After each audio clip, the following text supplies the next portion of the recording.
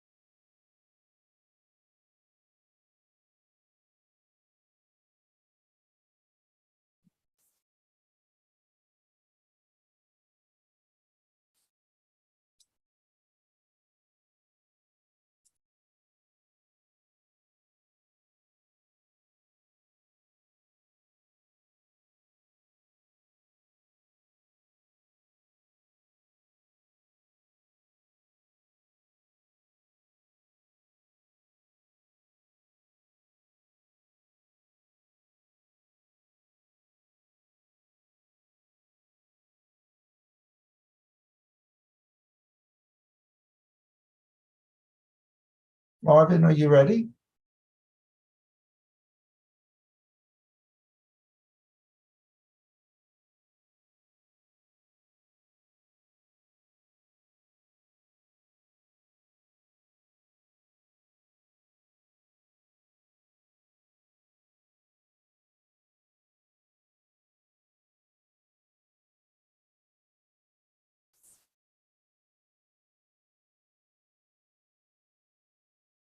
Hello, everyone. Hello. It's in Berlin, almost 4 o'clock. That means it's like 10 o'clock in New York. And I'd like to welcome everybody to the Berlin, New York Startup Battle. And it's awesome that we are bringing startups from Berlin and from New York together to compete against each other. I will shortly introduce like how this works and the agenda, but first like who am I? My name is Marvin. I'm one of the heads of the Startup Incubator Berlin, and it's great that we can organize this event today. But what we are like very thankful for is that we got the greatest support of Patricia Nobbe from US7 and Jan Lüdert from the DWIH. And I would like to give you the virtual stage for a moment to introduce yourself before we start with the real program and the pitches. Thanks, Marvin. Good morning, everyone. Good afternoon. I'm Patricia, and I'm checking in from my base in New York, where I represent a network of 7 German universities of applied sciences. That's what the UAS7 stands for. And they're located in economically very vibrant areas of Germany. Each has a strong entrepreneurial and international bent. And at UAS7, we support international and North American connections to North American partners and the other way around. And I'm proud that the Berlin School of Economics and Law and the Startup Incubator Berlin are, and the startup teams, part of my network. And we are particularly honored to be here today with teams from CUNY and to do this together with CUNY startups. I'm also looking back on many years of working at CUNY and studying at CUNY. So I can't really say that I'm looking at this as a battle, but more like a collaborative dance, and I'm looking forward to seeing all the pitches. So that is to say, reach out if you want to be in touch with us, and I wish all the teams the best possible pitch, and I'll hand it over to Jan Lüdert, the Director of Programs at the German Center for Research and Innovation. Good morning, New York. Good afternoon, Berlin. The battle is almost on. As Patricia just mentioned, my name is Jan Lüdert, Head of Programs at the German Center for Research and Innovation, New York. We're very pleased to be able to collaborate with you all, because I believe this is the best example of transatlantic startup ecosystem exchange that we could possibly have. And I want to thank all the organizers, but I also want to wish all the participants good luck for the pitch. As you know, there will be a part 2 to this. As the German Center for Research and Innovation New York, we're really pleased to be able to support this project and to deepen your collaboration with each other. We believe that exchanging across the Atlantic is precisely what will make all of your ideas flourish even more. And I encourage all of you to get in touch with us, sign up for our newsletter if you're interested in the types of events that we're having here today. And I wish you all the best for the pitches today and for the collaboration as it ensues. So with that, take it away. Great. Thanks, Patricia and Jan. And again, thanks for making this possible and supporting us, not only with the prize money the teams can win, but also with all the connections you brought into this and connecting us. So having a short look on the agenda, what we were gonna do today. So like we're right in the welcome session. So like I will tell a little bit more about the Startup Incubator Berlin, the judges we bring into this competition, assessing the teams from New York. And Remy will afterwards tell a bit more what CUNY is offering for startups, and also introducing the judges from New York, he's bringing in. We will have like roundabout an hour of startup pitches. So like that will be like 6 teams, 3 from the US and 3 teams here from Berlin. Then we will have like a short session where the judges are making their votes and discussing their decisions. And around like 11:30 or 5:30 German time, we will hopefully have a winner from the New York side as well as from the Berlin side. So from Berlin, but also like partly from the US, the judges we bring to this competition is Peter Lennart. He's a former consultant with Ernst & Young, has done a lot for startups over there, and is now supporting us here at the Startup Incubator as a startup coach and also as a business angel. So like he knows a lot about startups, but also has the relationship to the US, because he was like also based in Boston for a couple of years. And the other coach I'm happy to have from the Berlin side is Brittany. Brittany is a former, or like is just leaving the program here at the Startup Incubator Berlin with her team, and she got investment from Entrepreneurship Roundtable in New York. So there is the bridge. So we've visited her in New York when she was there in the accelerator, but now she's back in Berlin, and happy to support us here in this in the competition. So how this works, I already said, so like we have 3 teams from CUNY, and so like the top 3 teams, and we also already have chosen top 3 teams from the Startup Incubator Berlin, and now we will have the session where each team has 5 minutes to pitch, and afterwards judges will have 4 minutes of Q&A, and then there's like 1 more to as a transition phase. So it's like 5 and 4 plus 1. to convince the judges. Berlin's judges will assess the New York teams, and the New York judges, which Remy will introduce in a second, will judge on the Berlin teams. And yeah, so what's there as a win? So like we will send, or we will sponsor the teams a trip to New York. That's roughly about 5,000 euros, and the prize money for the New York teams is also quite hefty. That's like $5,000 US for the New York teams. So like this competition is really has something into it. So that's worth giving the best.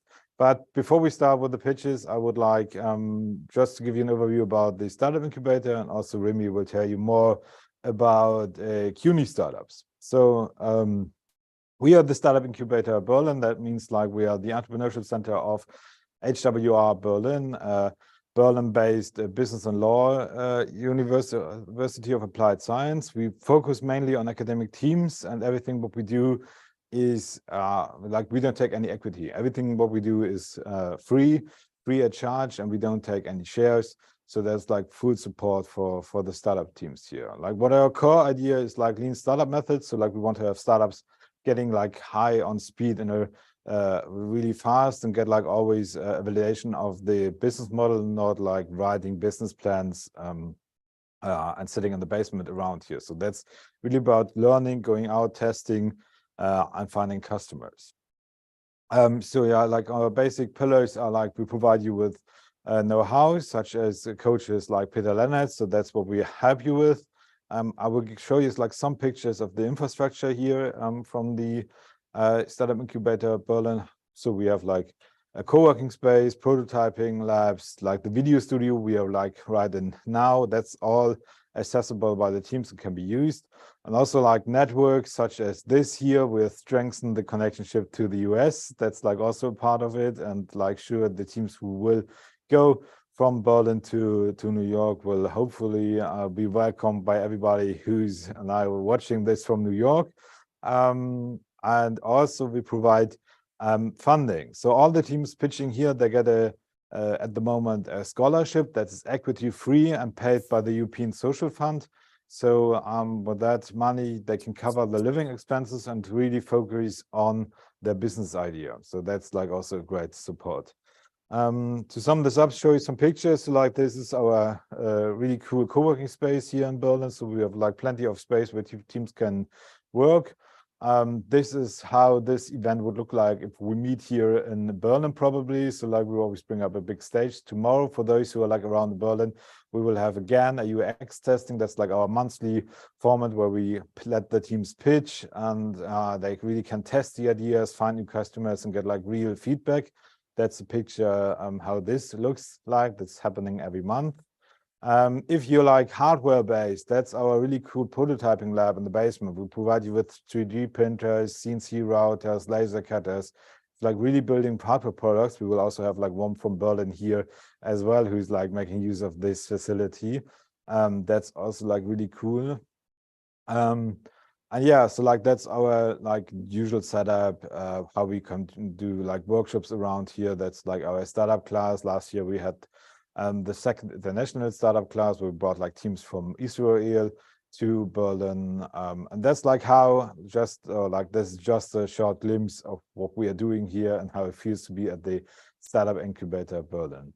And with that, so like, I mean, check out our website. So like that's startupincubator.berlin, or all the other social media channels you see here.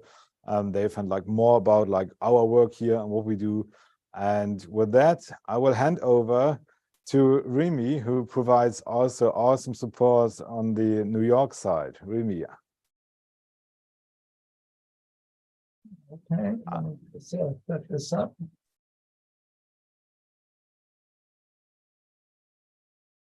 Can everybody hear me? Yes, loud and clear. Hello, Okay, Remy. wonderful. But we Okay, cannot see you, by the way. oh, you can't see me. Let's do the video.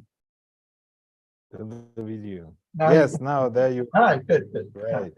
Thank you, Marvin. I really appreciate that. It's SIB just sounds fabulous. I can't wait to visit it one day. Just the resources you gave is just truly tremendous.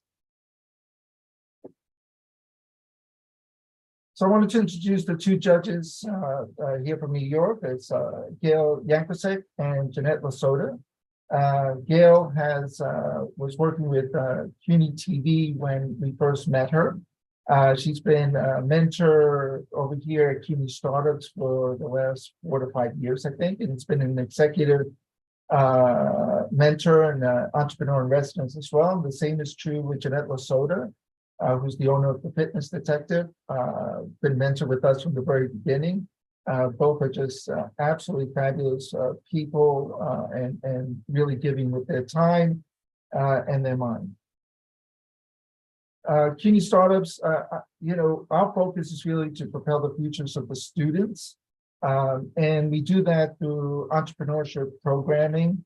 And we don't care whether the propelling is through venture outcomes or through career outcomes. We know the vast majority of students who go through entrepreneurship programming, they go on to careers, not necessarily to startups. And so therefore, both are equal to us, whether you become a leader in a nonprofit or you're founder of a tech company, both are wonderful outcomes for our students.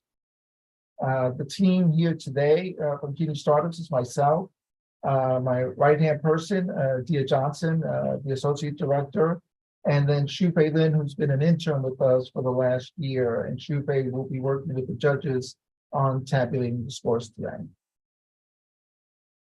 We have 3 programs at CUNY Startups, New Venture Accelerator 1, where we take the student founders from a blank sheet of paper all the way to a prototype. Then we have New Venture Accelerator 2, where we take them from a prototype to launch. And we also have another program that we've done for 2 years running now, CUNY Clash, which is an ideas competition, which brings about the most wonderful ideas throughout the CUNY system. We have a broad reach here at CUNY Startups. We reach out to 275,000 students, 25 colleges that are all part of the City University of New York's system of colleges. We're located here at Baruch College, which is within the Field Center for Entrepreneurship, which is really the group that has funded all the work that we do. So we're very grateful to them. The CUNY students are really quite unique in an urban area. 45% are first generation. And also I know 42% live in households of incomes of 20,000 or less. And what that means is that the founders that go through our programs often are going to school full time, they're working, and they find time to participate in the accelerator program, which is truly remarkable.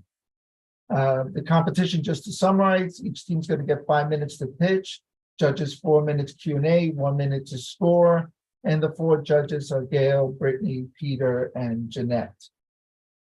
So now we want to go on to the show, and so I will stop my share here, and the first team is going to be City Hub. So Bogdan, if you could share your screen. Absolutely.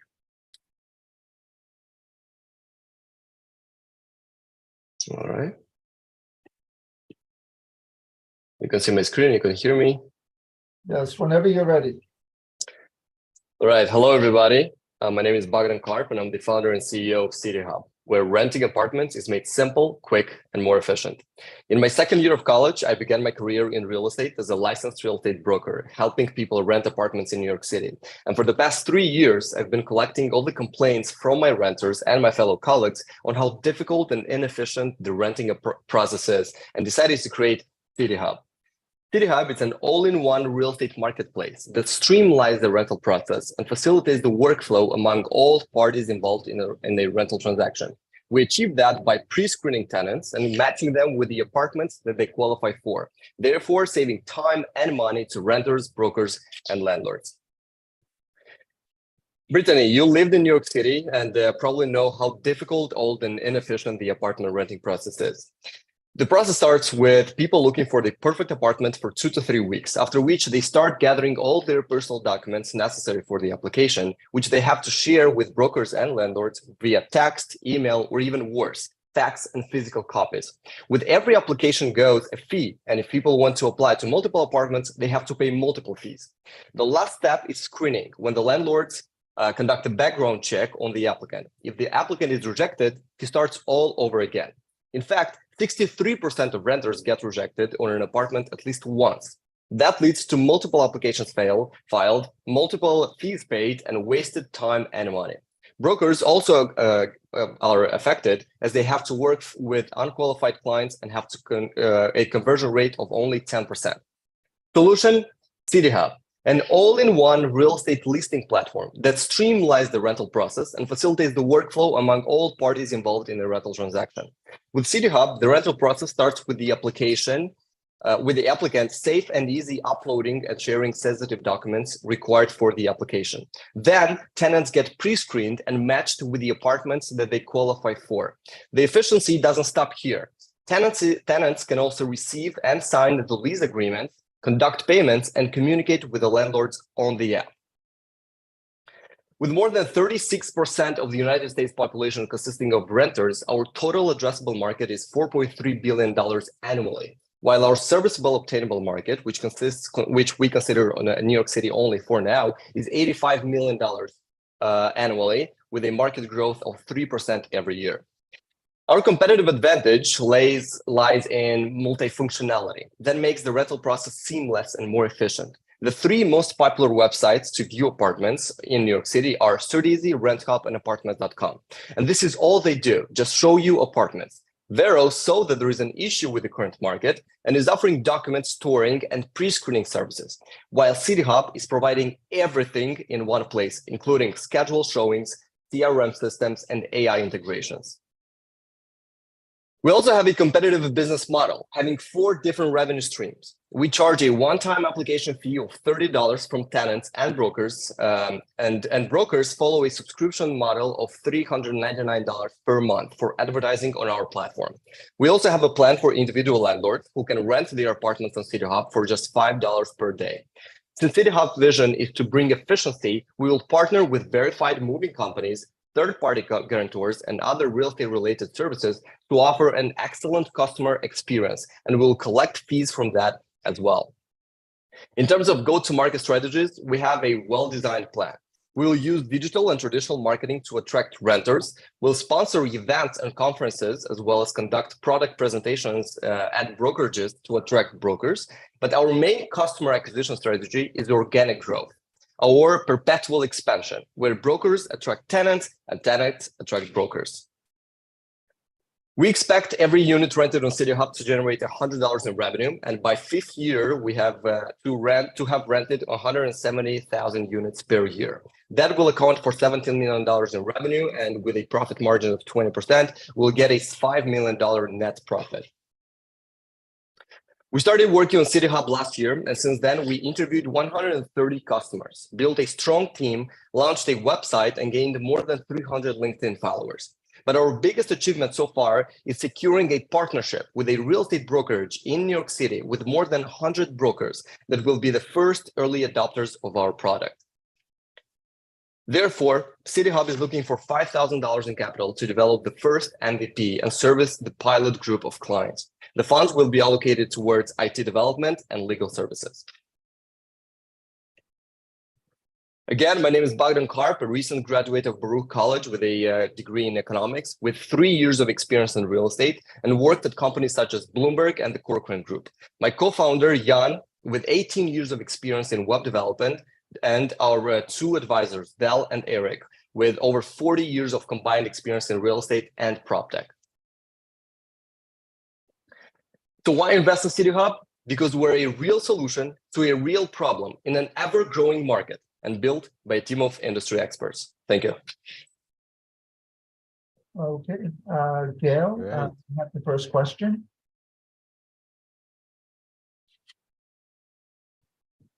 I forgot I was on mute. Apologies. Bogdan, how do you feel that you offer something different than say Street Easy? I know that you said Street Easy and, gives you apartment listings, but they also do some additional work with offering mortgage rates and that. So how do you feel you differ than a website like Street Easy? Yes, so StreetEasy, all they do is show you listings and connect you with the broker, and that's it. They don't do the pre-screening for you. You're not able as a tenant to provide your documents and any of that. Plus, we do pre-screening, which none of those companies do. Only Vero does, but this is a separate company. It's not a real estate listing platform. So we do everything in one place. And yes, StreetEasy is a big company, but they work in a whole different business, and their strategy is also different. We are bringing to the market a completely new way of renting. This is not just a product. This is not just a feature of a company. We are changing the way people rent. Thank you. Brittany, you have the next question. Yeah, hi Bogdan. So just for a little bit of background on the real estate landscape in general, when someone pays a $20 fee to actually submit an application, where does that money normally go prior to your platform? Correct. So in current market, if you pay $20, that goes to the landlord who will pay for a screening platform, right? And that's why every landlord, they conduct their own research. So if you want to apply to multiple apartments, you have to pay $20 every time. With CityHub, you only pay $20 once. We pre-screen you for it. And with that pre-screen document, you can apply to as many apartments as you want. Cool. So thank you. And then how do you intend to incentivize the landlords to come on board if they're not necessarily either making money from these pre-screenings or it's a great question. Price is the same? Yes. So the current time lead to lease time for landlords is 7 days. And if you're a large landlord, these 7 days are costing you a lot of time and money, right? We can bring that time down to 1 day. So whenever you receive the lead, by the end of the day, you can close it down. So you don't have to waste these 7 days on unpaid rent. And you may think about that. Every lender has to pay mortgage, has to pay insurance, has to pay all the utilities, etc. And these 7 days are unpaid and they go from their pocket. So we save them a lot of time and money. Thank you, Bogdan. That was the last question. Now the judges will get a minute to do their scores. Great job, Bogdan. And then the next team will be Reach. So it switches over to Berlin. Yeah, we are switching over to Berlin. Next to me is the team Reach. I will start sharing the screen. I guess give me 1 second. I guess you're like. And I'll let you know when you can start, okay? Give me 1 second. There is the pitch. You can see the pitch, right? Yes. Great. Could you click just as a test? No, yeah, now it's working. Great. Yes. So I'll give you the go ahead when it's ready to start. So just wait for my go ahead. You're waiting for what? Sorry? The judges are deliberating. The judges are doing the scores. When they're done. Yeah, that's good. I'll let you know. Okay. All right.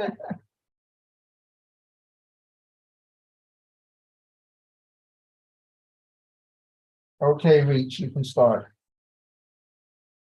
Hi, everybody. Can you guys hear me all right? Yes. Awesome. Hi, my name is Theo. This is Simon, my co-founder, and we are the founders of Reach, and we are helping seniors to be digitally integrated into our society. The situation affects around 70 million people in Europe alone who cannot use smartphones, computers, or tablets the way we are used to using them. And that's because they either never use them during their lifetime, or they have cognitive or physical decline, which doesn't allow them to use them anymore. And this is not only a problem in Europe, of course, this is a problem as well in the US, where the population is aging at a similar rate as in other industrialized countries. Now, why is this a problem? Because a lot of our lives happens online. And these people are not able to communicate with their families, communicate with their loved ones, and they don't have access to necessary means like telemedicine and therapy and prevention that they could really benefit of in their life. Now, there's a lot of companies who work in this area and in many different categories, but there's none that actually is in the category that we are creating. And the big difference is that all these companies start with existing technology. They take, like, for example, a smartphone, they make the buttons bigger and they call it a senior smartphone, right? But that doesn't work for most of the people. So what we did is we actually talked to users, we talked to real people and try to understand their needs, their wants, and where they are in their life. And one thing we found is that the TV is just a central part of their life, right? They spend a lot of time in front of the TV. For them, it's a known and trusted device. There's no resistance to using it. It's the biggest screen in the house. So for us, it was naturally to set up the solution on top of the TV. Now, what we developed is this device here, which is a physical card reader that you can place in front of your TV. And it comes with cards. And every card has one function. So whatever is displayed on the card will happen on the TV, and then the TV will start that function. So for example, here we have a card that starts a video call with my granddaughter, Claudia, and then it just calls Claudia. But we didn't only implement video calls with this. We built an entire platform. And a part of the video calls, we have functions for family photos and videos where the family can upload photos and videos to the cloud and the older person can watch those. We have activation and well-being where you can do age-specific exercises. We can stream content. And we're right now implementing a telemedicine application together with a third party here in Germany, which will unlock a very interesting business case. But our vision is to actually integrate any digital service that is out there. So whatever we use on our telephone on a daily basis, that's what we want to make accessible for seniors. And it's not about technology in our case, it's about accessibility. We want to give people with many different conditions access to it, and you don't need a specific infrastructure. It works without a smart TV, it works without Wi-Fi. We tested it with over 80 users, and our users really love the product. And our go-to-market is a subscription model for 30 euros a month. You can use the device, but additionally, we have two other go-to-market strategies that go further into B2B and even government sector.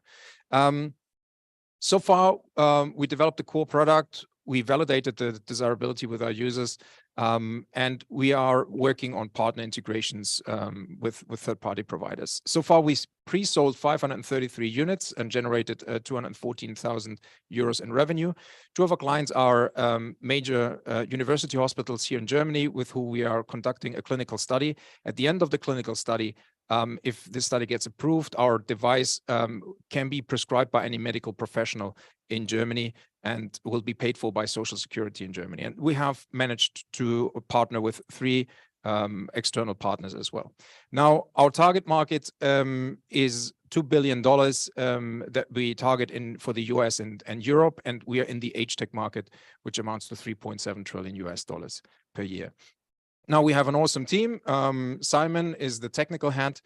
He worked at Zalando and other tech companies. I've built 3 businesses. One of them I exited successfully, and we have an amazing advisory board of age tech specialists with who we work very closely. And we are actually right now in raising an angel round. So we're raising 400,000 euros. We already closed 100,000 euros of those. What we're using the money for is to industrialize the product, so we are able to produce it in industrial quantities. And we're finishing up the development and starting our actual go-to-market and start selling these devices. Thank you. Wonderful, great presentation, Theo. So Peter, you have the first question? Yes, yeah. Can you talk us something about your customers? Who is your customer? Is it the old guy or is it the relatives? Yeah, so a very good question. So we're targeting the grown-up children of the seniors, not the seniors themselves. This is usually between 45 and 65 years themselves.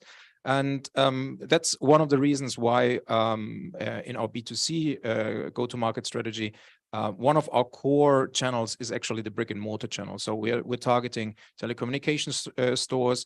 We're targeting electronic stores, general electronic stores, orthopedic stores, and stores where you can buy like audio devices as well. Thank you. Can I get the next question? So I'm interested in knowing, with your solution of these different cards that work with the television, tell me a little bit about how this, what's to prevent somebody from feeling that it's maybe a little cumbersome having to go back and forth between different cards, or not remembering where they put the cards. Like, how do we, tell me a little bit about how you're going to make it so that it's user-friendly, especially with an aging population that, you know, could potentially have Alzheimer's and things. Yes. Oh, that's a very good question. So, for example, we actually implemented a couple of features specifically for people with dementia.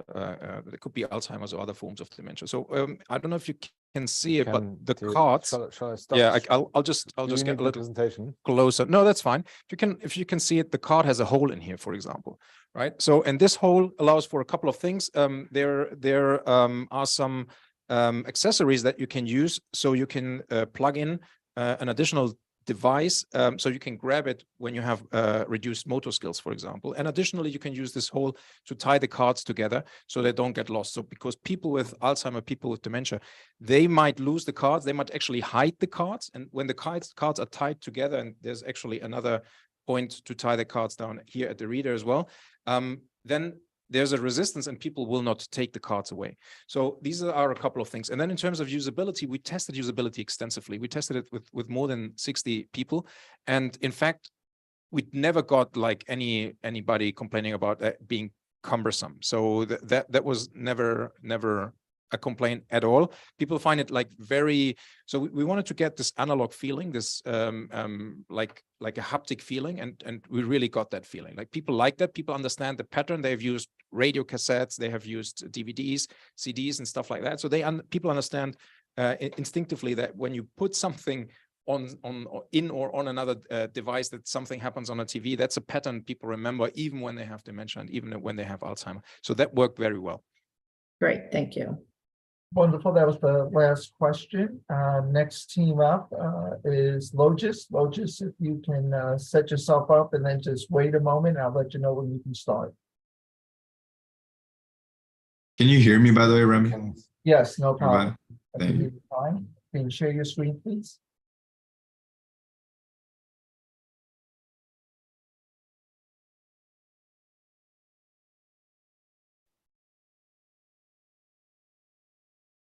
Okay, I can see your screen. I can see you. I'll ping you to the top. And I will tell you when you can start, which will be in just a few seconds. At the moment, the judges are doing their calculations. The way we're doing the calculations this year is we have each judge has a Google sheet with all the different teams there, and the rubric for the criteria. There's about 10 plus criteria that the judges can use. And then they'll go through and score for each one. And then those scores then get connected to a master sheet. And in the master sheet, they get tabulated. And then the scores get normalized, and then we get to see who the winners are. Okay, Logis, you can start. Hi guys, my name is Rafi, and I'm the CEO and a co-founder of a social media platform for hosting live debates. So let's talk about it. Now, what's the problem we're trying to solve? Well, as it turns out, Gen Z and millennials, we love arguing on social media. We like to get into things as little as, hey, do cats make better pets than dogs? All the way to very complex and pressing issues of our time, such as is abortion a human right? However, current social media arguments are unstructured and polarizing. They happen on Facebook and Instagram in these confusing comment chains and threads, and often drive us farther apart. So in the end, no platform exists to facilitate effective and engaging arguments among social media users. So why do social media arguments suck? Well, as it turns out, arguing on comment sections doesn't work. Real face-to-face debates do, and we have the data to prove it. So universities have found that video-based conversations are 5 times more likely to decrease polarization among disagreeing individuals than text-based conversations. And that's where we come in. The solution? A social media platform that empowers young adults to watch and participate in live debates. How do we make it work? Well, the three main pillars of Logist are equal representation through live face-to-face video, respectful discourse through a built-in moderation system, and competitive and engaging conversations through an audience participation and a chat system. So we're in the social networking market space, which is valued at about $43 billion and expected to grow about 7% annually until 2027. The number of social media users worldwide is 5 billion. Of those, 60% are estimated to be Gen Z and millennials. And based off of competitor data from Twitch and Clubhouse, we're targeting around 140 million Gen Z and millennial users. How do you start debating on our platform? Well, first, you create or join a debate. Second, you select the debate settings, such as the time limit and the prompt that you're debating today. And third, you just start debating. From an audience perspective, it's a very similar experience. So first, you browse through a list of debates that you might be interested in. You select a debate. Second, you start watching. And third, and most importantly, you vote. You can vote several times throughout the debate, and at the end, the votes are tallied up and someone's declared the winner. Here you can see Jacob and Emily get pretty heated about the cats versus dogs debate. In terms of our competition, we divided it along two axes. So focus on live streaming and focus on debates. Now, you can see the competitor that very closely matches our niche is Intelligence Squared Debates. However, it's important to note that their debates are strictly limited to scholars and experts from specific fields, so the average user is left being part of the audience and not being able to participate. This brings us to our competitive advantage. That there are a combination of three key features is really what puts us ahead. The first, live video discussions for all. Anybody who wants to have their ideas tested and their opinions shared can do so on our platform. Second, timed interruption-free speaking to make sure that the debates are concise and to the point. And third, audience participation through voting and a chat system ensures that the debaters are putting forth their best arguments and keeping everyone engaged. In terms of our business model, well, we're operating with two primary revenue streams: advertisement hosting and premium subscription services. So at about $6 of ad revenue per user at 20 million users, and $4 of average subscription revenue per user at 20 million users with subscription services such as access to exclusive debates. At the 5-year mark, we expect to earn $200 million at 20 million users. So how do we get 20 million users in 5 years? Well, our go-to-market strategy consists of first partnering with college debate organizations. Second, using social media marketing to push forward content generated from the college debate organizations with strategies such as organic growth. And then third, partnering with influencers and celebrities, more notable figures like Joe Rogan, Piers Morgan, to expand our reach and our user base as well. In terms of our financials, again, primary sources of revenue are advertising, hosting, and premium subscription services. Expenses consist of cost of goods sold, such as streaming costs, marketing, R&D, and G&A, and our customer acquisitions costs we estimate to be $1.50 per user.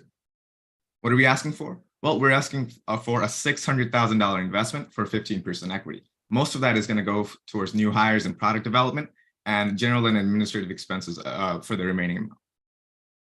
Our team consists of me serving as the Chief Executive Officer, my long-term co-founder and best friend Anthony as the Chief Operating Officer, our recent addition Michael Nunez as the Chief Technology Officer with experience in education and development, Ramaya Curry as our lead developer, and Bora Kim as our lead UI UX designer. In terms of traction, we conducted customer interviews, ideated website features based off of those interviews, won a total of $4,000 in pitch competitions, prototyped our MVP, and most recently, we went through an 8-week accelerator program at CUNY Startups and won first place. In the end, we aim to promote thoughtfulness and meaningful change through conversations that matter. Thank you. Excellent job, Rafi. So the next judge, I think, is Gail. Would that be correct? That's right, yes. Thank you for that presentation. Can you define a little bit more who you're trying to appeal to? It sounds as if debating is a rather limited market. So would you tell me how and who you're going after to keep that as an expanded market that can actually make you all that money? Of course, yeah. So when people think of debating, it's often like stigmatized, like, oh, it's boring and it's it's old people in suits talking. We want to change that. So people debate all the time, but we just do it under different structures. So the way we want to market ourselves is a platform where you can have effective arguments. And what we're really going after first is the youth, because the youth love arguing about things, right? Again, we can get heat into like movies, like, oh, what was the best movie? Who's the best artist? All the way to very complex issues, again, like we explained, such as abortion, gun control, all these pressing issues. So we want to first get people into that space where it's like, hey, you can come here and have fun, effective arguments and have an audience to either approve or disapprove of your claims, and then bridge over to like, hey, now we can talk about more serious and pressing issues and have a heated debate and audience about that. Thank you. Brittany, you're up next. Sure. So a couple questions regarding the MVP. How many users did you get on board for the MVP? And then what was the key metric that you used to measure their engagement on a weekly basis? So we haven't gotten any users on the MVP yet.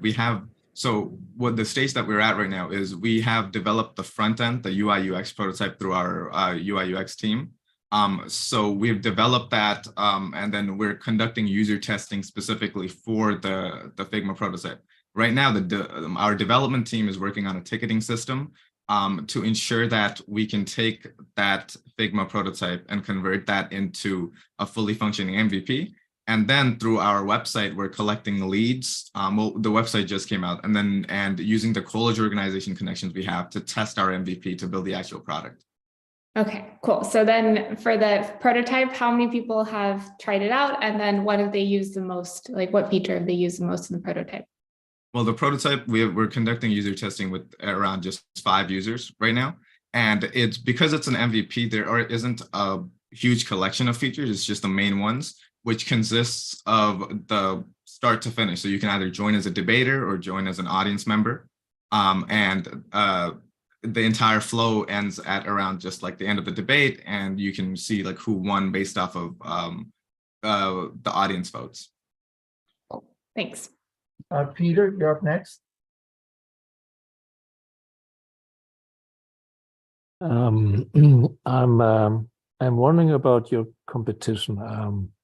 Is it really a competition that you're in? Because is Twitter really a competition? Yeah, that one's an interesting one. So because the product itself is very niche, and this was one of the conversations we had with Remy when we first went for the CUNY Startups Accelerator. There isn't any definitive competition that's offering the same set of features we're doing. The way that we like to think of ourselves is like we're debating meets social media, right? So we're changing the conversation around debates and actually encouraging people to think critically and have these conversations in a productive manner. And we haven't seen any platform try to achieve that as of yet. Clubhouse was close, but because of their lack of video and a whole variety of issues, they couldn't achieve that. Okay, thank you. Okay, thank you. The questions. So now, judges, you can continue your scoring, and researchpreneurs, if you can get yourself started to set up. Researchpreneurs is around here with me in the studio. I share the presentation. I don't have, like, that's the only one I have. I'm the only one I got. Good. Like that's, I can have another look. Give me 1 second. That's the time for the, give me 1 second, but. That's okay, the judges are judges they're are. scoring, so that's perfectly okay.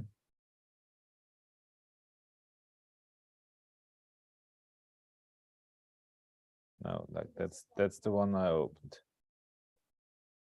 That's the only one I got. Sorry. That's. Yeah, but we don't have the time for that yet. Sorry. Is it okay to go with that? That's the challenges of a startup. Right? I'm pretty sure that's also like a good one. I had a look at it. Marvin, if you want, we can swap out Fleet for researchpreneurs. If Fleet is okay with that. That's something we could do. That's something we could do. Shall we go along with another New York team then? Sure, we could do another New York team, that's fine. Then we do the other. Why don't we York do team, the that, and last. then that way you can set up over there. We will go with Easy Meets. Easy Meets. That's how we do. Okay.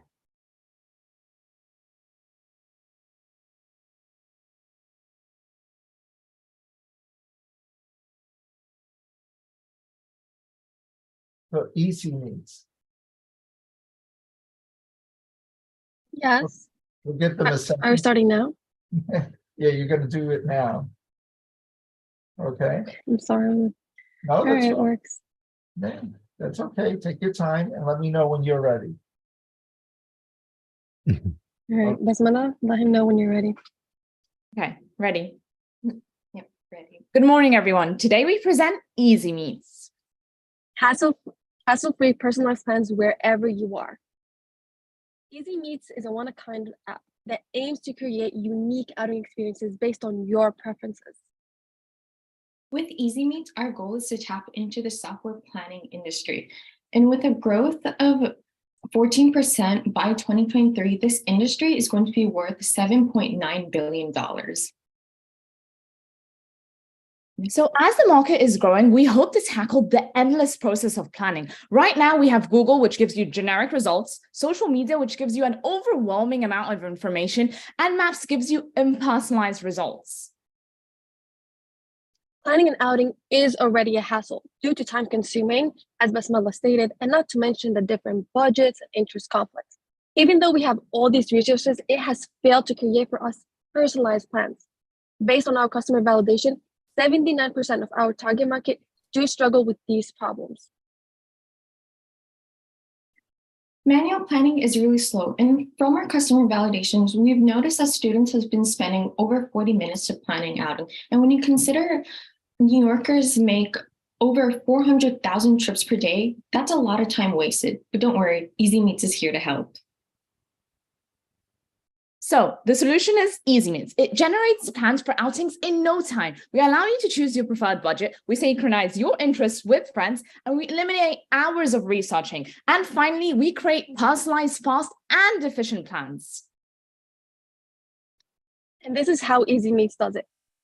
Fast, simple, and easy to do. This is our Explore page. It is a swiping style just like on Tinder. There's the filters where you choose your budget and your location. After that, you start swiping, and when you match with a friend, you will get notified. Next is to create individual plans. In order to create your individual plans, all you got to do is access your profile. From there, you will see all the places that you like and saved. All you got to do is choose a place. Over here, we selected Zuzu. After that, it will show you all the places nearby to create an efficient plan in the same area. To create a plan with one or more of your friends, all you got to do is go to the Friends tab. From there, select the friend group that you want to go out with, and it will show you all the common places. To create a plan is as easy as to creating individual plans. Select a place, and it will show you all the places that are near it. For our market size, we are first targeting CUNY students. For our addressable market, it's going to be New York City. For our overall, it's going to be the USA, and we are looking forward to tackle the international market by 5 billion users. So what do we do best? We have all of our competitors feature and more. We create personalized plans, our budget preferences, and sync your calendars with friends.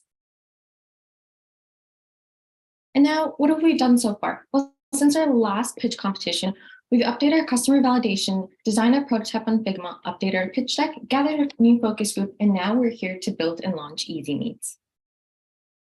When it comes to our business model, we first have a freemium, and this is only limited for local use. It allows adding, sharing, and connecting with friends. And then for only a subscription of $36 annually, get to use this app across the USA to auto plan and preview upcoming trips. Now, for the first year, our revenue is estimated to be $2.1 million. That's with 100,000 users after a 3% conversion rate, with a customer acquisition cost of only $12. And just like that, we make a gross profit at $1.7 million.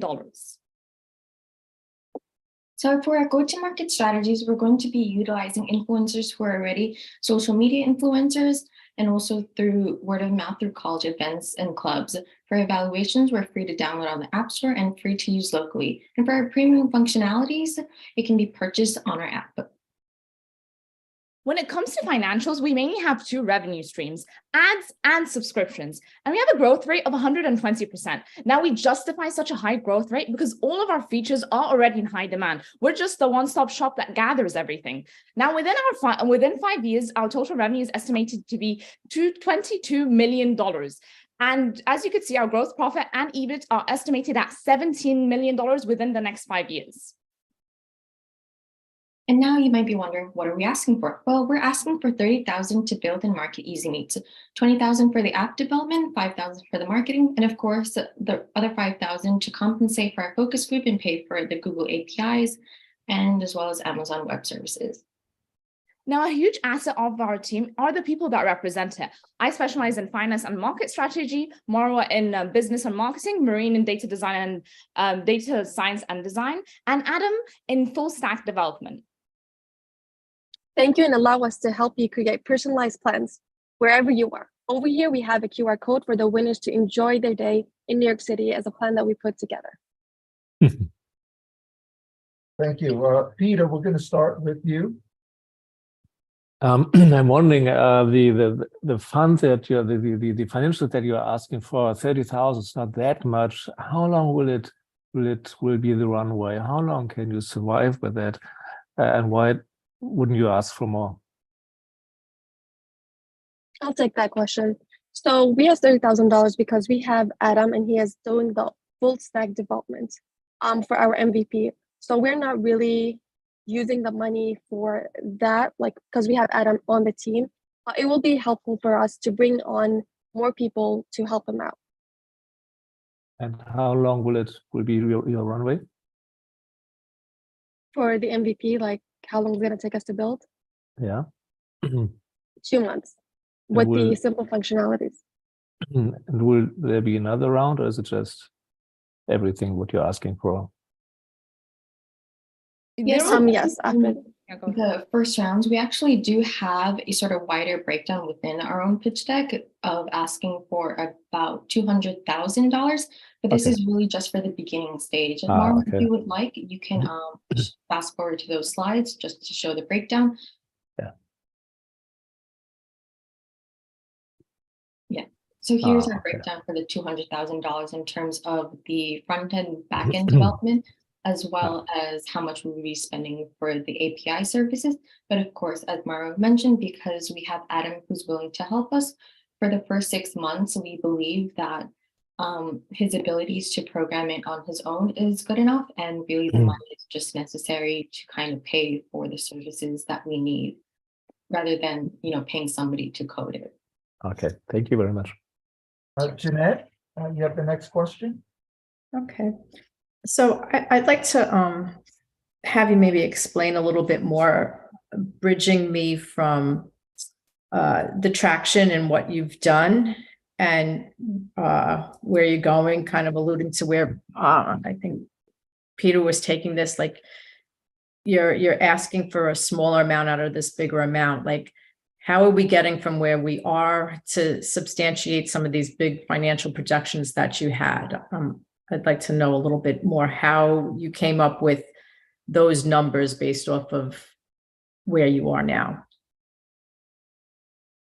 I can take that question. So right now we are developing the MVP and we are really focused on making it very simple. We want two main functionalities on there, the auto planning and also the matching with friends.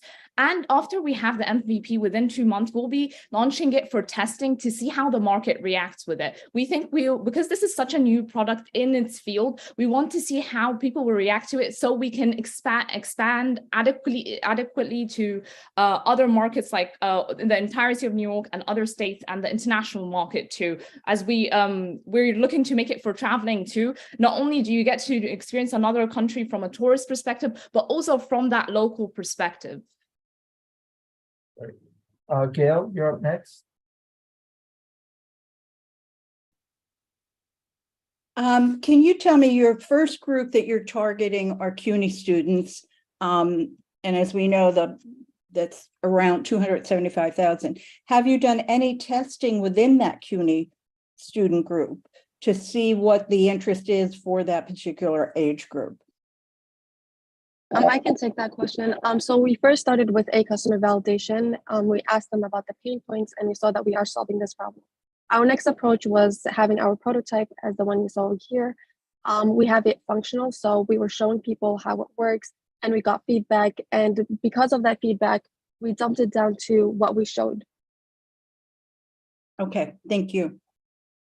Okay, thank you, Easy Meats, and thanks for being real champs and jumping in there when you weren't ready to go for your. So now we're going to go and switch back to researchpreneurs.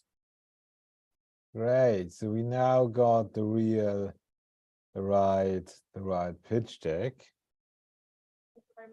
And do we need some time for the scoring? Yeah, just give us about 30 seconds more for the scoring. And we can go from there. I think that's really interesting. I've done a lot of pitch presentations over the years, and as I was saying before the presentation even started, things always happen. No matter what, no matter how much you plan, no matter what you prepare for, something will always happen.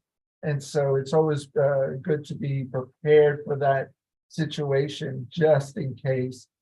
There are some pitch competitions where that was the deck and that would have been it, and you're up and running and you're gonna have to talk to this other deck, right?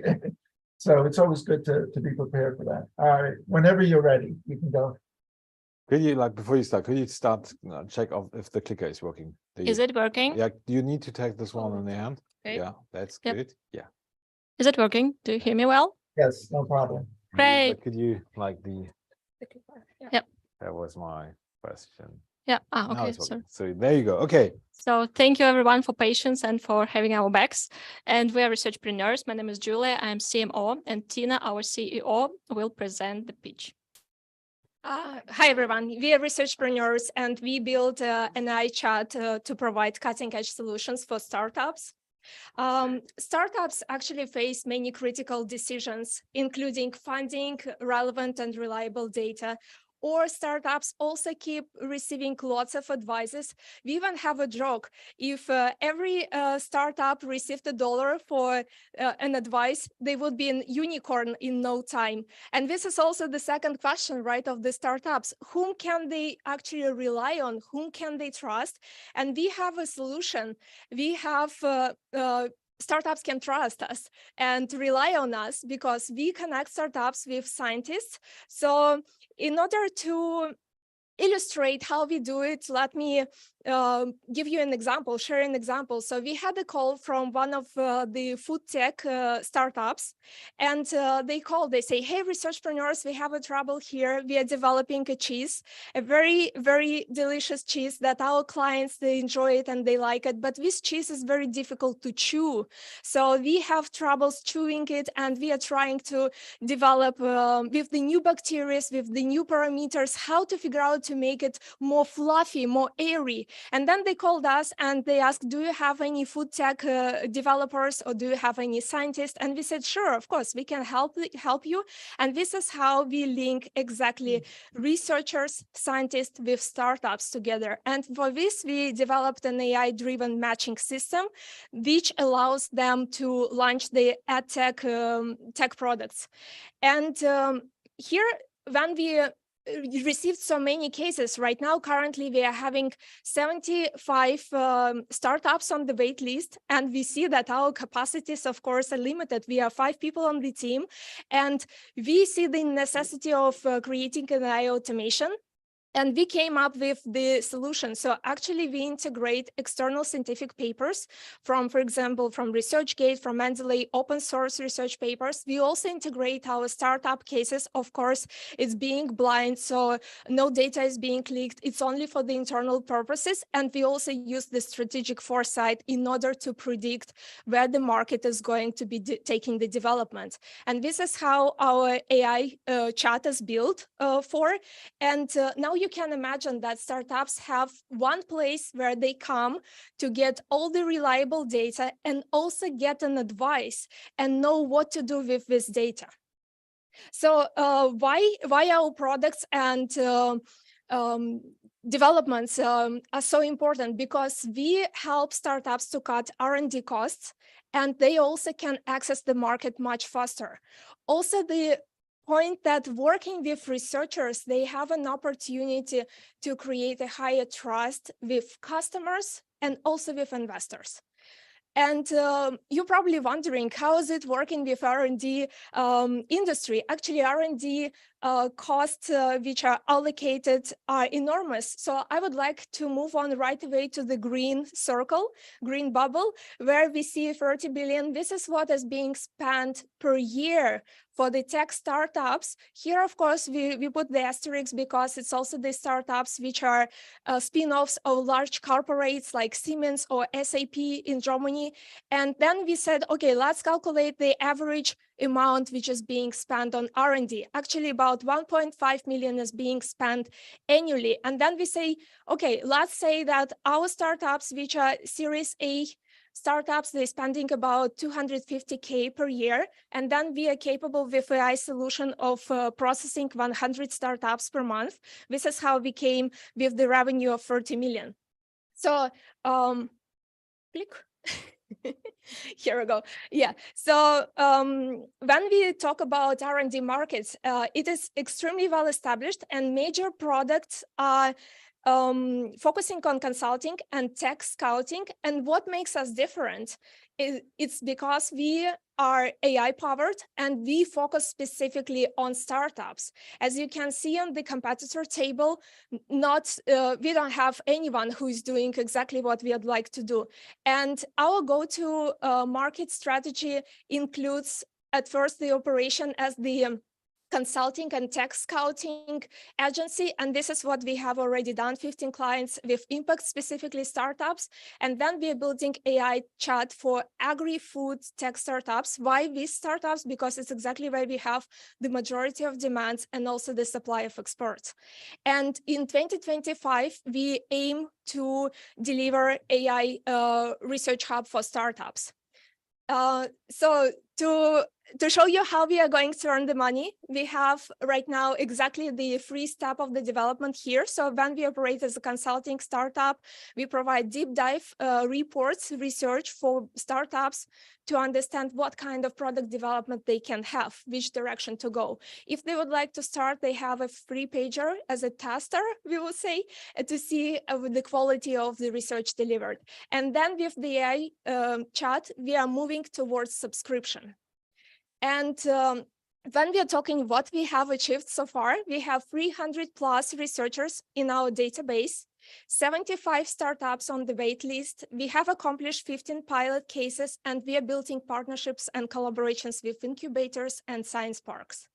So the financials are very promising. So we're increasing the transactions with AI and cutting also the acquisition costs. And we expect to have the revenue of between 170 to 250K. And here's our defined, well-balanced team. So we have an AI developer, Henrik, and then Julia, she is the marketing and sales manager and specialist, and then me, who is more focusing on business development. And with all of this, we would like to thank you for watching us and to share that we are looking for seed investors and business angels. And currently we are fundraising 1.2 million, which are going to be spent 50% for AI development, 40 for team, and 10 for marketing. Thanks a lot. And we look forward to your questions. Okay, Brittany, you have the next question. Could you maybe go a bit more in depth into how AI or a specific algorithm would make the product easier to use? Right. So exactly here, when we have the matching, so currently we do the AI-driven matching between researchers and startups.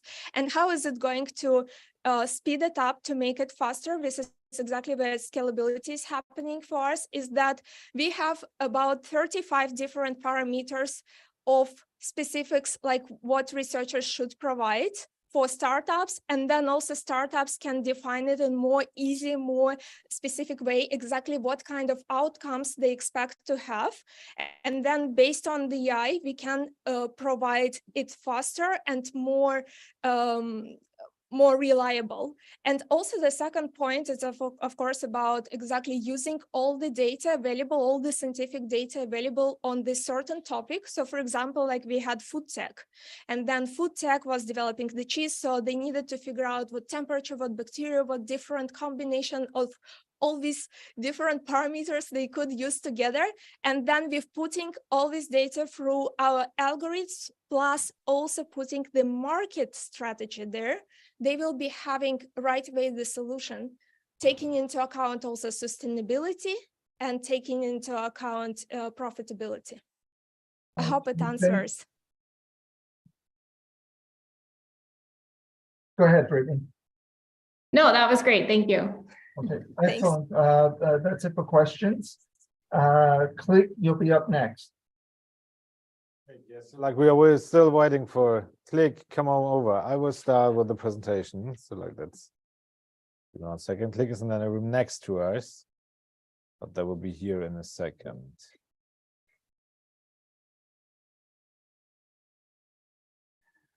There they are. There is Click. There is the presentation. Check if the clicker is working, please. Yes, it's working. It's like a little bit. Great. Wait a second, Remy, you give a go once everybody is going, right? You can get started. You can get started. Thank you very much. So hi everyone, we are Felipe and Tien, and we are the co-founders of Click.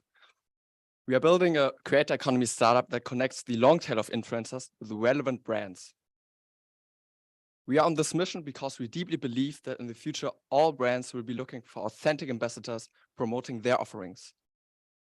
Our belief is based on the incredible growth of the social commerce in the recent past. This year alone, around $30 billion will be spent on influencer marketing. However, despite this huge spend, shockingly 67% of all influencers have never collaborated with a brand. In fact, the majority of content creators, especially the authentic share, is left behind. This is even more surprising when realizing that actually 77% of brands view smaller influencers as the ideal marketing partner, and 86% of young people actually want to monetize their social media reach. But why do these parties do not collaborate with each other if both of them clearly see the advantage of doing so? For content creators, it is difficult to find and access partner programs due to their size and low bargaining power. And for brands, it takes a lot of administrative effort to find these influencers, reach out to them, onboard them, and manage them. We aim to solve this problem by enabling monetization opportunities and pooling the influencers as well as their audiences. Content creators get easy access to partnerships and advertising resources, and the brands get an efficient access to a mass of micro and nano influencers with no upfront costs and a minimum administrative effort. But how does the product look like exactly? First, influencers can claim their bio link and create the personal bio site. Then they can drag and drop the brands they want to advertise into their bio page. And finally, they can share their bio link on their social media profiles and earn for sharing their passion. For these marketing efforts, the influencers receive 85% of the commission paid by the brand. We gain 15% of the commission as our core revenue channel. And to further diversify our revenue streams, we introduced also subscription plans for content creators and aim to introduce sponsored placement for brands in the future. The total influencer advertising market is $30.8 billion, large and keeps growing quickly. Relevant micro and nano influencers equal to $7 billion. Based on a bottom-up calculation, we aim to capture a market share of $140 million after 3 years. Compared to existing solutions like traditional bio site builders and affiliate marketing, we tightly bundle both the personal bio site and monetization offerings in an all-in-one solution for all content creators. Our go-to-market strategy was to first fill the supply side of the platform by onboarding over 250 well-known brands in order to bypass this typical chicken egg problem which marketplaces usually face. Now we shifted back to the creator side and currently acquiring micro and nano influencers from our core verticals in the DACH region before we want to expand to other verticals and geographies in the future. Today, we already provide a closed beta web app with more than 100 creators and over 250 well-known brands on board. Along the road, we want to vertically integrate more parts of this value chain in order to accomplish our mission. Our first traction and already four-digit revenues already indicates strong unit economics and a high customer lifetime value for sustainable scaling in the long term. During the past 12 months, we completely bootstrapped our business and committed ourselves to invest 12.5K euros in our legal entity while gaining founder scholarships to pay our living. For our future fundraise, we aim to raise a pre-seed round of 750K for 18 to 24 months runway. And these funds will be mainly used for hiring, but also as a marketing budget in order to receive product market fit on a larger scale. Last but not least, our complementary founding team consists of Felipe, who has deep expertise in product and software engineering, and me and myself with startup and venture capital experience. And in addition, we recently hired Gina, who is a creator herself and therefore brings valuable knowledge to our team. And together, we want to disrupt influencer marketing and ensure more fairness in the creator economy. Thank you very much and join us in our mission. That was wonderful. Thank you very much. The first judge to ask questions here will be Peter.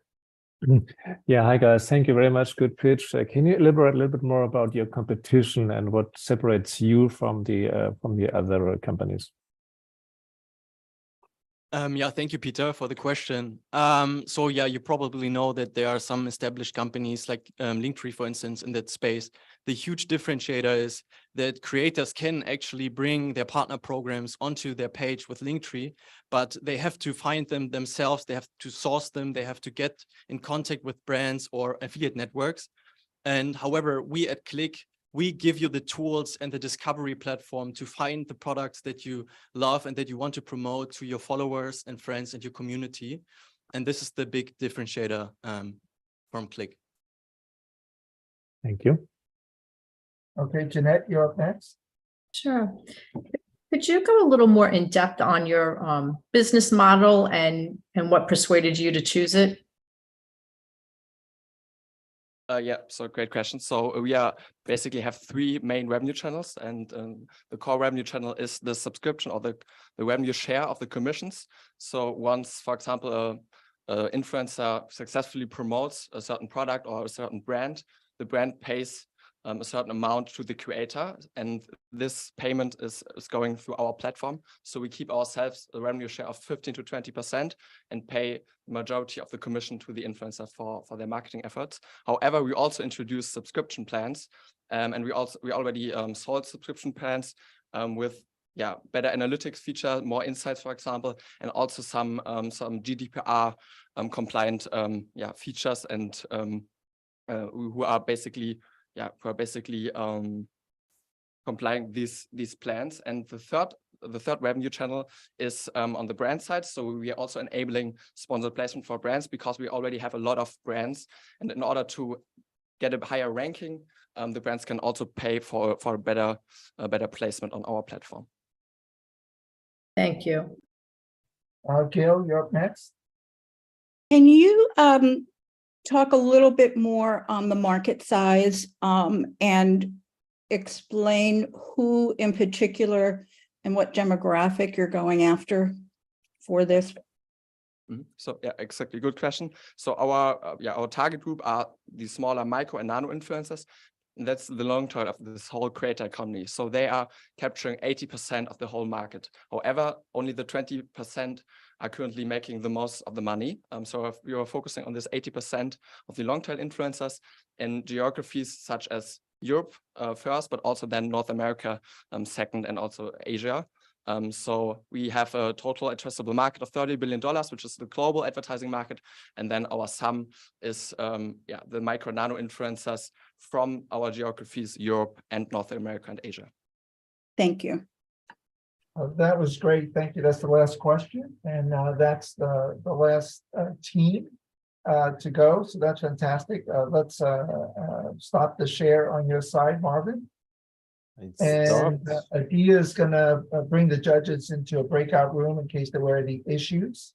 And to finalize your scoring on the Google Sheets, and then we will announce the winners. In the meantime, Marvin and myself are gonna have a discussion on launching a startup if you were a US firm and wanted to launch in Germany, or if you're a German firm and wanted to launch in the US. So I'll start with you, Marvin. If we wanted to launch a startup here in New York City, wanted to get to the German market, what would be the way to do that?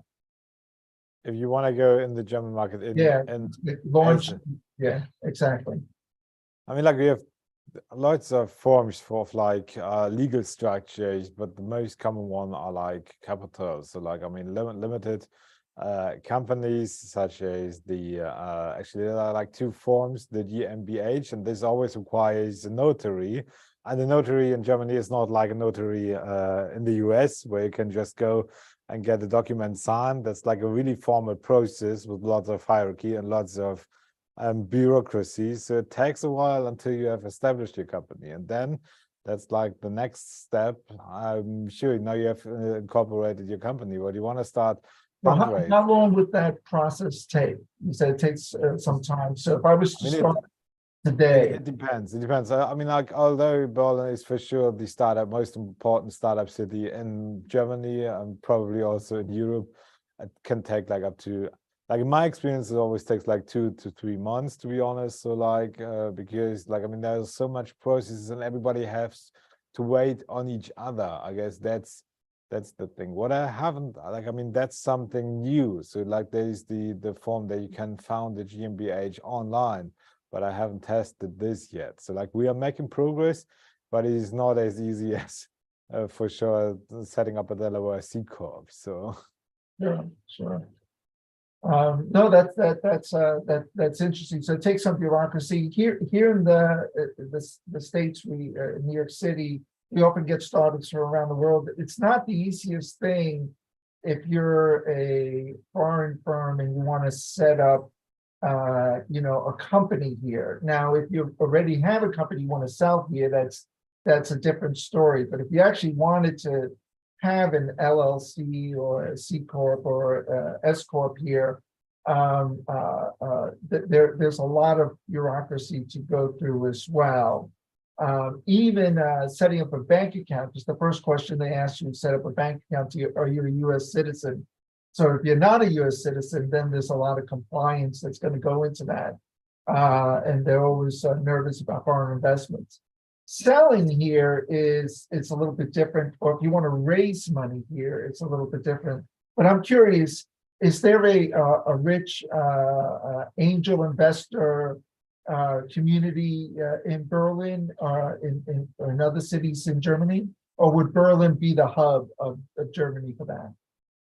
I mean, like it depends. Like I guess it's like increasing, especially during the last years with like low interest rates, people putting money into startups and consider this also like as a form of investment strategy, personal investment strategy. But to be honest, like I mean, most business angels in Germany are like former entrepreneurs. So like that's one of the parts, or like, I mean, wealthy from the background of the family. What my impression is, if like talking to New York or like, I mean, American business angels, even though you're like a high C-level person, you start considering investing and bringing your network and everything you got from your corporate life also into the startup and with you as business angels. Like here you're going to be like a good employee in a high hierarchy, but I guess it's like still like a long way to using this as a foundation for your angel investments. And in the US, I guess is like everybody's more or less like entrepreneurial and bringing in the network, and that's I guess the biggest difference. Is Berlin the hub, would you say, in Germany for investment? For sure. So like, I mean, there's always like a big debate about this, and like people will hardly argue on this as well. So like, I mean, it depends. So like we also got like Munich as a big ecosystem, because like I mean there's lots of technology development and like a really good supporting structure for that. But on the other hand, Munich is like way more expensive than Berlin. So like I mean, of course, rents are very much increased over the time in Berlin as well. It has become a fancy city and everybody's moving here. But I mean, like especially in the last years, you could just move here.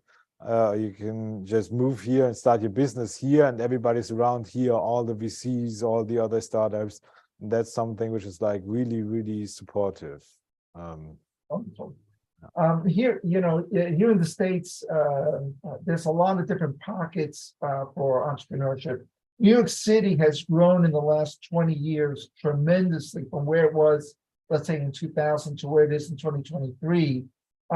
It has become a big hub for investors. There's a lot of VCs here now. There's a lot of angel investors here. But Silicon Valley still is an order of magnitude easier to get investment. If you're located in Silicon Valley and you begin to network around there, there's money that's free flowing, but you have to be there to access that money easily. Not that you don't access it from other places, but you know, human beings being human beings. So if you're right next to them, if you're sitting down in the coffee shop, if you're introduced to a friend, or you're at a co-working space, if you're at Stanford University, wherever it may be, that's a lot easier than doing it the other way around. Like if you're a New York City startup, you're a Berlin startup, and you want to raise money in Silicon Valley, and you're located in New York City, that's really difficult. So and there are different hubs in there, you know, as well. Like, you know, Boston life sciences big hub in investments there. There's Austin, that's a big tech hub. And there's a lot of smaller hubs all over the place.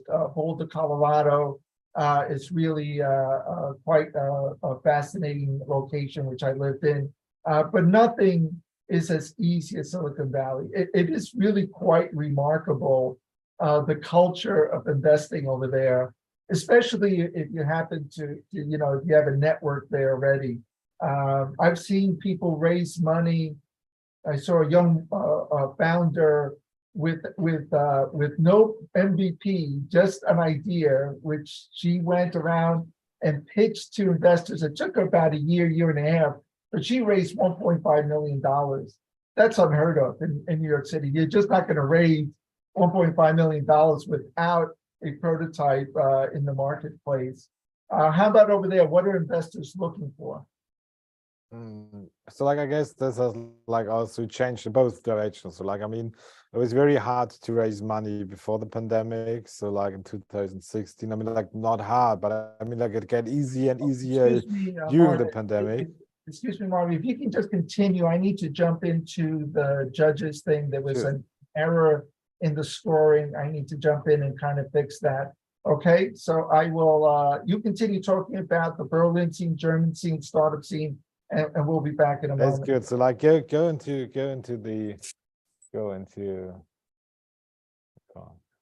great. Jan, are you also around? Maybe like you can share your perspective, because you know like both worlds of Germany and New York. Yeah, of course, happy to. You know, I think ultimately we're experiencing a big growth in startup ecosystem development in Germany. Something that I think the US has always been a forerunner in, and it's pretty obvious to me that different institutional setups in Germany are picking up the pace. You know, the Berlin Business Office is an example from the Berlin Science and Technology Hub in Germany. But I'm also thinking of others such as Hannover Impulse or Baden-Württemberg International, more on the federal level, in addition to those that are existing within the university setting.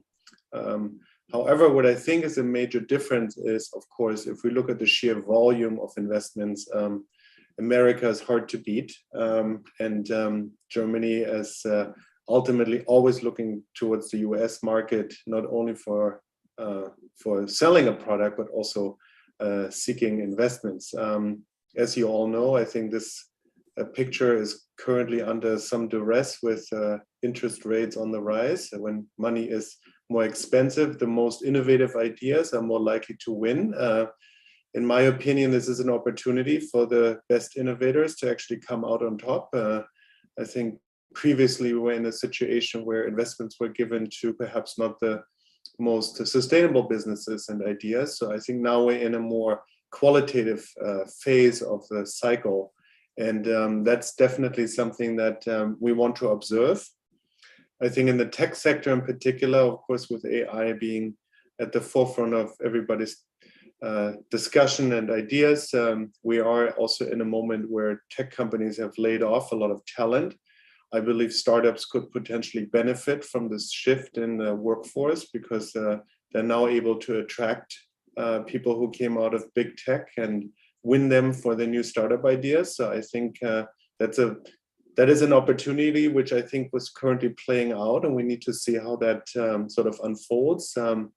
But ultimately, in terms of science and technology hubs in Germany and the US, about 1/3 of the top 100 science and technology clusters worldwide are located in the United States and Germany, with about 1/4 of them in the US and about 10 of them in Germany. Berlin being one of them, but also RWTH Aachen, TUM Munich. I think there's other university hubs. And we just need to keep creating that linkage between research institutions and industry. The more we do that, I think the more foundational products we build that are based on really good science and good research, but that also make a difference in people's lives. And I think we've seen that today in many of the startups that had a chance to pitch. And by the way, you all did an excellent job. I took a lot of notes. I took some ideas myself because you've all impressed me with your great ideas, hard work, and persuasive arguments. So I'm now curious about the judging. Yeah, that's it's gonna be interesting. And that's as you said, I'm discussing like venture capital and how things have been funded in the past. I guess that's gonna be changing and becoming more healthy. If you see what has been funded in the past years and with crazy valuations, which you need to beat as a startup. So as also being an entrepreneur, it's always not good to having all those high benchmarks when the market is going down, because that's what you're going to compete with, and that's when you could be assessed. And that's the one point. So I guess it's getting more healthy. And the other point is free talent. So the people are not unemployed because they were employed and doing foolish jobs, some people, because everybody was hiring. I guess there's lots of potential released to found new startups with brilliant ideas. So that's the point. Yeah, do you how about what I was seeing, how did you perceive the pandemic in New York and the startup, considering startups and doing business? Is everything back normal by now? Or is anything which came new? So of course, COVID was a major disruption for everybody, but as you all know, New York was hit especially hard in the beginning. I think small businesses, whether it's in the service industry or a food industry, were particularly hard hit. With work from home having become more entrenched and also being accepted as a means for more productive futures of companies, I think we're definitely seeing a retreat in usage of office space in New York City, Manhattan. I don't have the number in front of me right now, but I think we're still several percentages, 20% plus behind usage as pre-pandemic. So I think that really changes the landscape of New York. It helped people to have a better work-life balance, especially for white-collar workers. I don't know how many of you saw that interview by Elon Musk the other day, who had something to say about people working from home and the moral decay he sees in that. I tend to disagree. I think it's definitely dependent on the industry and sector you work in and how we think about work in the 21st century. But I think all of those all of those components, I think, are currently playing out, and the financial sector is definitely much more interested in sort of full back to the office. Other companies like Google have a much more flexible approach. I think this is again another, I think, a learning indicator for startups to think about where they place themselves in this environment. Ultimately, we are still in a moment of disruption in New York, as I think we are around the world, and we need to see how the financial situation, ultimately the financing situation, is really sort of creating the basis for future. Excuse me, Jen. Okay, so Remy is scoring back. done. We have the scoring done, and Marvin's going to announce the HWR winner, and then he will announce the overall winner, and I will announce the CUNY winner. And let me just say this. The scoring was unbelievably tight. 1 point separated the overall winner from the second place winner. 1 point. In the normalized score, in the raw score, they're actually tied. So in the normalized score, 1 point separated the overall winner from the second place winner. But I'll let you announce first the HWR winner, Marvin. I will announce the HWR winner. Maybe like the winning team can come over and be around with us. So that's a pleasure to me, and I guess like all of the teams had like a great pitch, and although with like some flaws, but the winner, and we will send the team to New York, and I hope Jan, you will meet with them, Patricia, and show them a little bit of New York. So the winning team of Startup Incubator Berlin in this pitch competition is Click. Click. I know you're like in the room behind me. Would you like to come over to me? Yes, get Click up there. We want to see Click. Click on stage. Let's get Click on stage. Let's get Click on stage. They're coming. There's like, there they are. Great. Congratulations, Felipe. Like you are going to New York, and I guess you have like, I mean, like we were already chatting about what they're gonna do when they're going to New York, and I guess like having we were also when you were like in the room like discussing business models and like what is going to be funded, but I guess like for you and like social media, that's like a really tough challenge for the German and European market, but therefore like I hope you make like valuable contacts in New York and use the time on the trip. So yeah. Congratulations. Yeah, and I'm definitely looking forward to meeting the two of you. Really fabulous startup. I understand exactly how that could be used like tomorrow by like just about everybody. So really good stuff there. Congratulations to you. Now I'm going to announce the CUNY winner. You're welcome.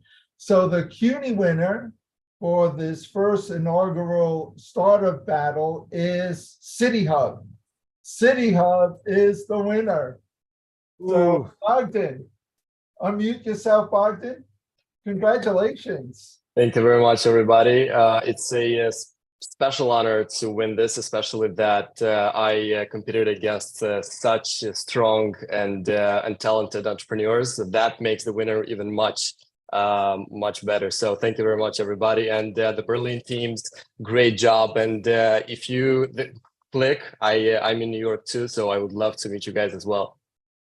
Great. So like that's what we're gonna do here, and that's the base of like our incubator, and also that's the same for CUNY, like bringing people together, and now like sending a team over to New York, and you meet after this competition. That would be like the biggest success for this competition, at least from our size as an organization.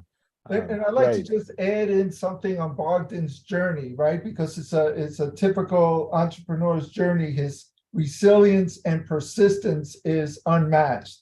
He would go into one competition, he wouldn't place well, maybe second or third. And Bogdan's such a competitor, he wanted to win, and he really, I didn't win. I said, patience, you know, hey, different judges, different things, and you go to the next one and come close, second place, not good enough. Bogdan wanted to win, and here he is, and he got a chance and he won this time around, which is resilience, persistence for our founder is tremendous.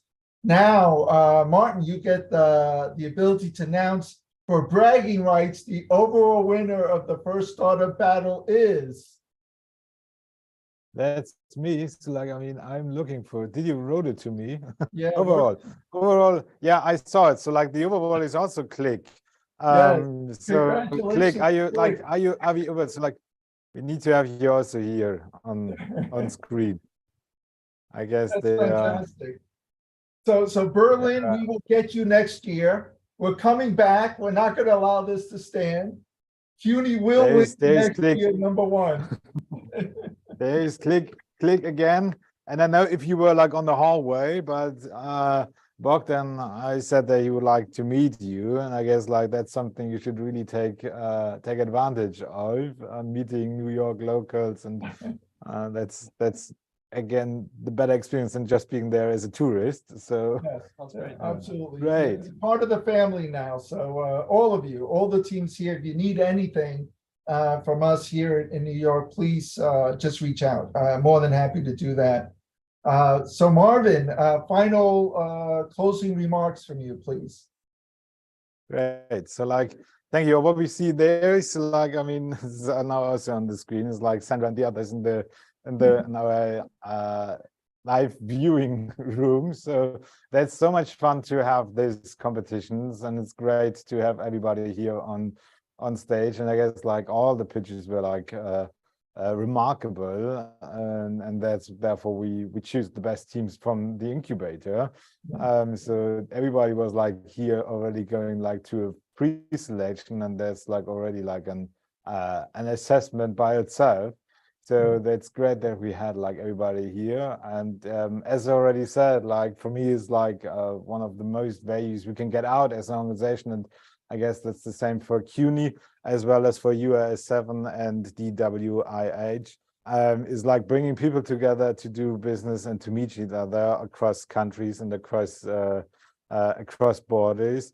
And if now we manage that Click is meeting with City Hub, that's like a really huge success. And like everybody for everybody for tuning in again, like thanks for the sponsoring of this like for the Berlin team for the travels and bringing people over. So that's awesome. And thanks everybody for tuning in, and thank you, Remy, for making this possible and having like the moderation with me. Thank you. Well, I wanted to just say thank you, Marvin, and thank you to Sandra, and thank you to Johanna, because you guys were just really great to partner with. I was talking to Dia the other day. I said, you guys really are good partners. Those are not easy to find. It was a real pleasure. So we look forward to next year. Okay, I am going to stop the recording and stop the live stream. Thank you so much, everybody. Thank you.